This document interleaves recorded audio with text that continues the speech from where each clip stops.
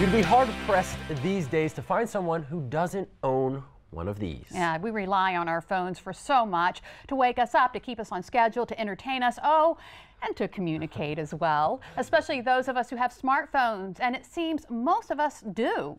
A recent study by Pew Research shows nearly 2/3 of Americans, or 64%, own a smartphone. That number has skyrocketed from 35% in spring of 2011. And as we mentioned earlier, we're doing a lot more on our smartphone than just talking. The same study showed 62% of smartphone owners have used their device to research a health condition. 57% use it to bank online. 44% use the device to look up real estate information, and according to Pew, 43% of smartphone users use it to look up information about a job. So it's safe to assume that many of us need our cell phones to get through the day, but could our constant attention to the screen become a problem? Well, joining us now to answer that question is WBOC's Paul Butler. Paul, thanks for joining us this afternoon. Thanks for having me. So we all carry these cell phones all around, need them all the time, but could it become an addiction? It certainly can, Lisa and Sean. In fact, I carry mine with me on all the time, but I don't have the addiction. I don't think not. No. But what we found is that a lot of people do. A lot of people are finding themselves constantly having the phone, having to check it every 5 minutes, always just picking it up, even when they're having conversations with people. It's interrupting their lives. And I talked with Leslie Donnelly, a licensed psychologist, about this problem and what exactly is cell phone addiction. So there's a certain group that's more likely to become addicted to their cell phones. That is exactly right. And we're finding it is college students. College students seem to be on their phones more than anybody. You think about some teenagers in high school and you think about adults. Adults use it quite a bit, but it's college students who constantly have cell phones. And let's talk a little bit about, or hear from Leslie Donnelly on cell phone addiction.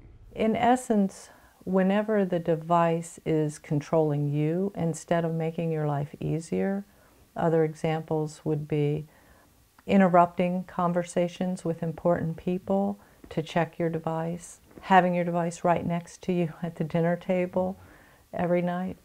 So the students you caught up with, though, they don't think they have a problem, do they? Yeah, that's the interesting thing, is a lot of people don't think they have a problem, and Leslie talked about this, but they think because they're just checking it every now and then, they don't have a problem, but really they do, because they constantly hold on to it, constantly are texting, constantly are using social media. They even sleep with their phones at night.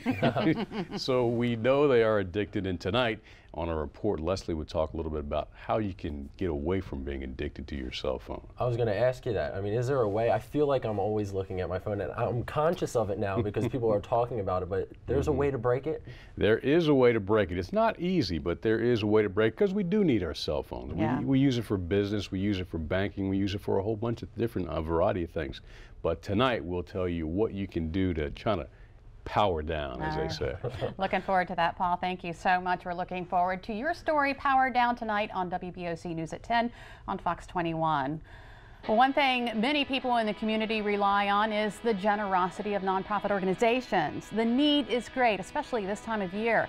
Up next on Delmarva Live, find out how you can give too to change a life right here on Delmarva. Well, maybe you want to give back in some way, but you feel like your hectic schedule just won't allow it. We'll learn about one group's brilliant, simple solution that allows people to make a difference. But first, it's time to vote for Delmarva's Neediest roof. From now through November 27th, you can vote for 3 finalists. The 4th annual Delmarva's Neediest roof giveaway, sponsored by Spicer Brothers Construction. The winner will be announced December 3rd.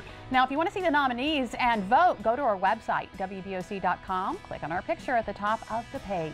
Delmarva Live, we'll be right back.